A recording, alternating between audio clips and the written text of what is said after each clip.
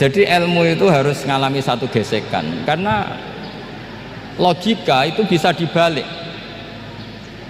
Nah karena ilmu itu mengalami satu gesekan, satu logika yang bisa kayak iya kayak enggak, sehingga jargon di dunia ijtihad itu begini: ra'yuna shawabun yahtamilul khata' wa ra'yuka khata'un yahtamilus shawab.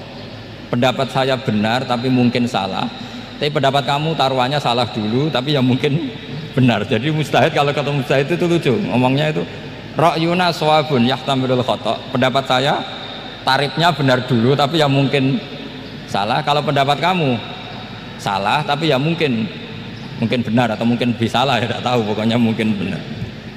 Nah kenapa demikian? Begini, di luar masalah tauhid, seorang lagi di luar masalah tauhid itu tentu ada masalah-masalah yang sifatnya ijtihadiyah. Ya saya ulang lagi, yang sifatnya apa? Ijtihadiyah. Dan ijtihadiyah ini nggak pernah selesai karena muqtadul hal, konteks kesejarahan maupun konteks kesempatan itu tidak sama. Dulu kiai-kiai itu ngaramkan dasi, ngaramkan celana, karena yang celananan yang dasinan itu penjajah, sehingga mantasabbaha biqaumin fahuwa minhu. Tapi lama-lama kiai-kiai itu ya pakai dasi, pakai celana, ya karena dianggap sudah tidak mantasabbaha biqaumin fahuwa minhu. Ini ngalami pergeseran. Semua ijtihad itu ngalami pergeseran. Lalu pertanyaannya begini, lalu ijtihad apa Gus yang permanen? Yang permanen ya ijtihad dengan alatul ijtihad, dengan alat-alat apa? Ijtihad. Saya beri contoh misalnya begini. Nabi Musa itu yang ngalami ijtihad. Kata beliau karena kangen Allah, itu ingin melihat Allah karena kangen. Rabbi arini anzur ilai. Qala lan tarani walakin anzur ilal jabal. Ya sudah, namanya orang kangen ya ingin melihat, ya sudah gitu aja. Sehingga ahli ilmu kalam itu berdebat. Kalau kata ahli sunnah, karena Nabi Musa minta ingin melihat Allah, berarti melihat Allah itu jaiz, mungkin. Karena Nabi gak boleh bodoh meminta sesuatu yang hal. Maka antipatinya ahli sunnah terhadap pendapat Mu'tazilah itu antipati. Karena menurut pendapat Mu'tazilah Allah itu qadim, Allah itu laisa kamislihi syai'un, sehingga gak bisa dilihat. Pertanyaannya adalah berarti Nabi Musa meminta sesuatu yang hal, itu bodoh sekali sampai gak tahu mana hal mana apa jaiz. Makanya kata Imam Ghazali, masa Nabi Musa yang Nabi gak tahu kalau melihat Allah itu hal, sampai minta berarti nganggep itu jaiz atau boleh. Itu cara pandang orang-orang ahli sunnah apa? Wal jamaah. Tapi tetap saja sebagian ulama itu ya balelo, yang kayak Mu'tazilah itu ya balelo, cara berpikir pokoknya itu karena kangen, bukan karena mungkin atau tidak mungkin. Jadi nggak mungkinnya tetap tidak mungkin.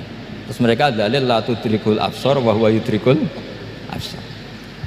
Nah sudut pandang ini akan terus.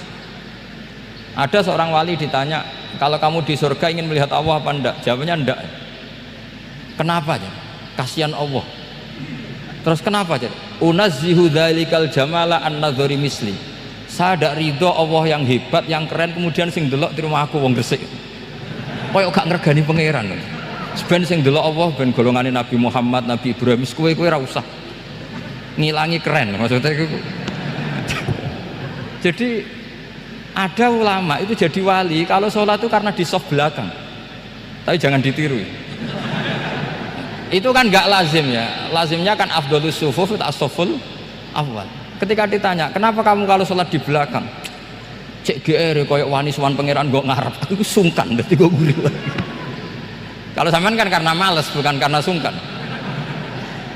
Jadi itu artinya rasa ya.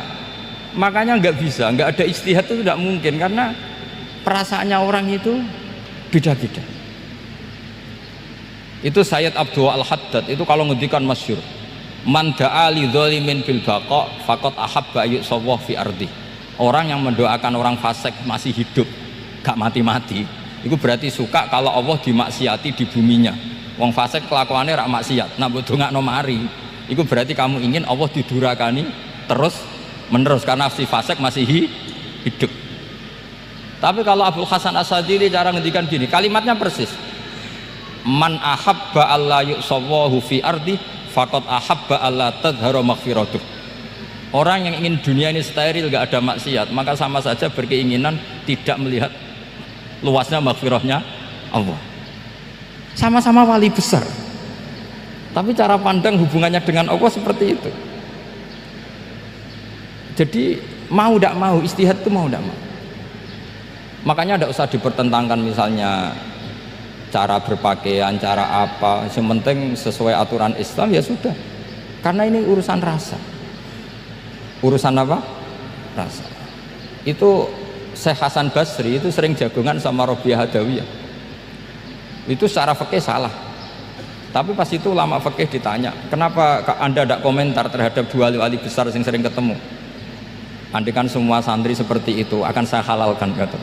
Karena nggak mungkin punya nafsu. Sehingga fikih dulu memang masih asli. Kamu lihat di takrib misalnya, lelaki melihat perempuan itu nggak boleh kecuali sekian alasan. Termasuk boleh itu litaklim karena mengajar, atau lil muamalah. Ini yang mulai masalah. Ada warung kopi, penjaganya cantik, santri-santri ngopi, ini lil muamalah, kan kasus itu. Mau disalahkan pada takbirnya, mau dibenarkan ini jelas fasik kan, jelas fasik.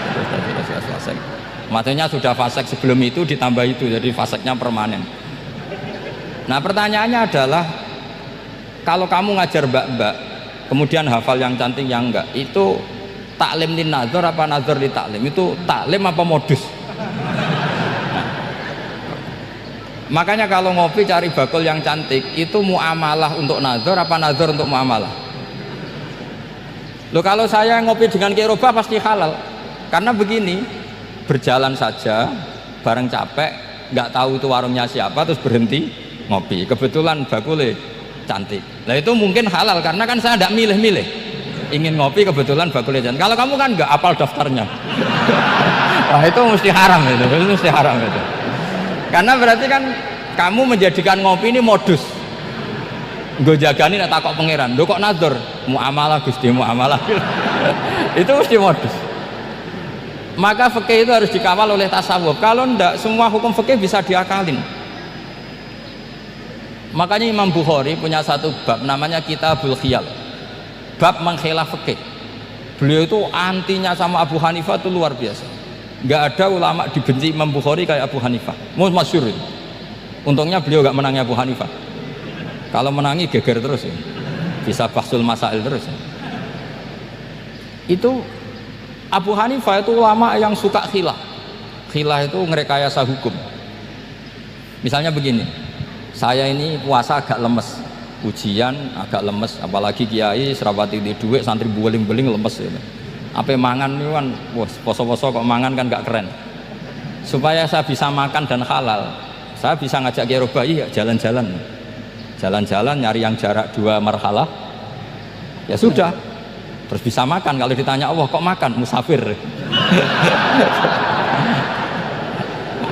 Jadi bolehkah insya'us safar menciptakan pergi demi untuk supaya boleh iftar? Boleh enggak cara jenengan? Coba kok enggak boleh, alasannya apa? Kan pergi. Perginya juga enggak maksiat. Itu khilaf.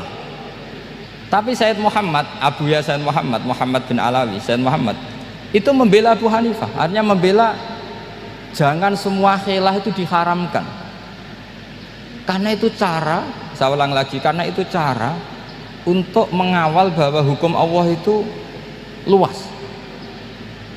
Karena kalau nggak ada khilaf itu ya kita kesulitan. Kita kesulitan. Misalnya begini, ini penjelasannya, makanya kita harus sering mendengar. Saya itu dulu masih sangat fikih itu protes, kenapa ada poluan polisi wanita? Itu kan pekerjaan cowok ya, pekerjaan pria. Tapi setelah mendapat penjelasan dari polisi, itu alasannya masuk akal, Gus. Kadang-kadang orang nakal itu menyembunyikan narkoba itu di alat wanitanya. Itu kalau semua lelaki polisi kayak jenengan, masalah itu. Sehingga memang harus ada polisi wanita karena sebagian pengedar narkoba itu perempuan dan menyembunyikannya di tempat itu. Kalau semua polisi cowok kan nggak kebayang. Sehingga kita akhirnya mendengar membolehkan polisi itu wanita. Ada wilayah yang harus wanita. Begitu juga ada pertanyaan, kenapa sih dokter kandungan itu cowok? Saya punya banyak santri yang muhibin saya itu dokter kandungan. Tak tanya, kamu itu kok cowok kok jadi dokter kandungan? Kan pekerjaannya seperti itu. Dia jawabnya lucu.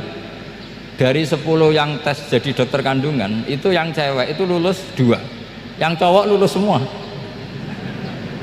Karena ketika cewek dites melihat ketuban pecah darah itu langsung pingsan. Sehingga yang secara psikologi dablek itu kan memang lelaki. Jadi serah wongnya sewakit santai. Kadang nggak lahir-lahir dinteni nang jopo rokokane santai. Itu kalau cewek yang jadi dokter kandungan itu nunggu jam 11, jam 4 sudah pingsan. Nah ini cerita, bukan berarti saya menghalalkan, enggak. Kita harus mendengar, saya ulang lagi, kita harus apa? Dan itu setelah mendengar itu nanti jadi disiplin ilmu, yaitu namanya fikih. Saya berkali-kali cerita di mana-mana cerita, fikih itu harus dievaluasi karena ini masalah furu'iyah.